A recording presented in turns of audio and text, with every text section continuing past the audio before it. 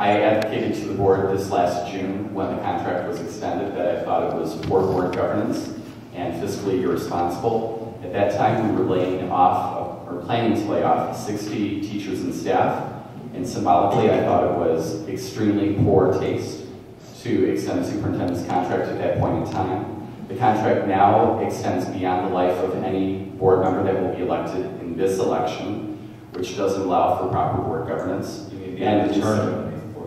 I'm sorry, yes, the term, excuse me, thank you. And in terms of, sorry, I lost my train of thought now. Beyond the term of the board member, which is poor board governance, and what I would do is I would wait until there are about 2 years left on the contract.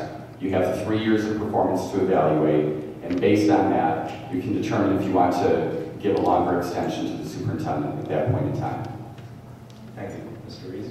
Yeah, I would not have done that 1 year extension. If I remember the history correctly, the first extension, no, Mr. Chairman, correct me, I believe that it was before an election.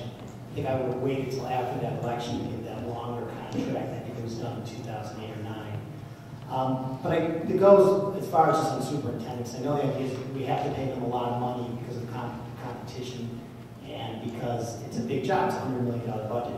Again, I don't have a problem necessarily paying superintendents a lot of money. I think in future, contracts should be done on a performance basis, performance pay. Also, very quickly, that, I just lost my train of thought. Sorry about that. Basically, ditto, and so I can consider it bad practice in general and a bad decision in particular. I want to start with saying I think there are a few instances when a long-term contract is necessary. One, it can be used as a recruiting tool or a reward. The second time, and more importantly, you can use a 5-year contract when you're embarking on a controversial change. I think those are times when you may need it. It's come before the board. I think I should know this. Every year I've been here. I think I missed one, but I didn't know it was even coming to the board. But I voted yes one time, and I support and stand by that vote. It's right after we passed the teacher contract, and it had a longer school day, and the teacher evaluation system based on performance. That said, I voted no the last time, and I agree with Mr. Ricketts. I believe there was no reason for an extension at that time. It was poor board governance. I spoke up about it. I thought there was no need for a 5-year contract at the time. And having gone through a fiscally very difficult time when we had to have a reduction in force, I felt like we should not do it at that time. And two other things. 202 does have a 5-year contract, so you may want them to answer. You said they didn't go through this. And they did. It's just they didn't get the attention we did. I think that's important. And the one thing I want to add to this, the one good thing that came out of the vote, but it hasn't happened yet, I believe that we decided that we're going to policy when the votes would happen and how they would be done. It's my understanding that has not happened yet, but that is what my understanding what would come out of this, and I think we need to do it. I think I'm the only one. And since I'm the only one up here that voted for the extension, let me explain to you. And I am going to take longer than 30 seconds because I have to get this out.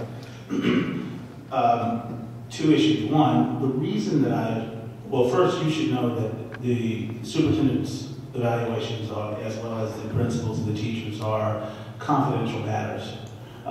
With that said, I think it's important that you know that the board decided to extend the superintendent's contract because he simply met all of the performance criteria. That's real simple. Now, the bigger question is, why did I do it?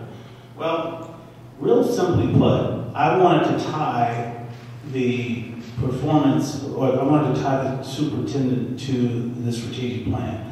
I so believe in that strategic plan because it is so visionary that 44 people from around the community got together and talked about where we want to go with this school system. Moreover, there were 3 other things that I looked at. One was academic performance, and I don't really care which performance measure you look at, Illinois, the ISAC, the Illinois percentile, MAP, NAEP, it's going in the right direction. There is arguability over which one is telling us the most, but what we can determine here is that every cohort in the city is making progress. A little known fact is that if you were to start stripping out cohorts, you will see that the white kids of this city are performing better than Wilmette and Winnetka, a fact. Two, when you look at the long-term trajectory for African American and Hispanic kids, to me, we have always, for 30, 40 years, been talking about a gap, but it's a national phenomenon, and we're seeing that in some aspect, District 65 is closing that. Now, in terms of college readiness and shift, we're going to talk about that. The second thing is the administration, the superintendent. I have to ask you to wind it up. All right. Two more things. Fiscal management, and then two, the management style, and we can get into that. That's why I did. Thank you. Any expressions on this topic from 202, especially in light of Ms. Bailey's observation? John? Is that a bid? Jane? I've got it. Okay. It's like trying to read Washington. Sorry. I think with Dr. Witherspoon, it's a matter that's similar to what I alluded to with the first vote that she made.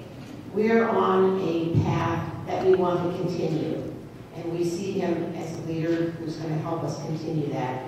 Therefore, we want him to be with us, and that's why we pay him.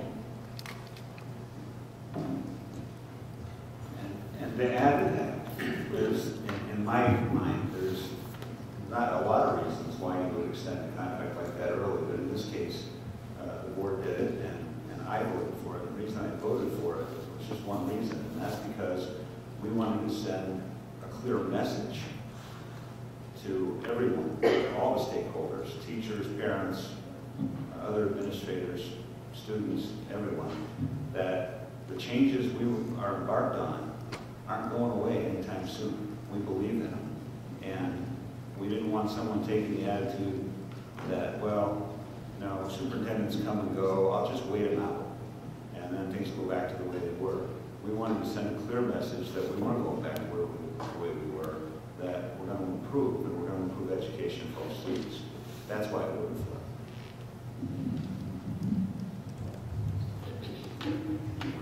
I voted against a number of superintendent contract extensions in my time, and my position is consistent. I don't believe in contracts for superintendents that are this long because I think they're the enemy of accountability. I understand the desire to send a message, but I think this is a very expensive way in which to send a message. I think particularly, I know that in the education biz it's very popular as a way to reward a superintendent.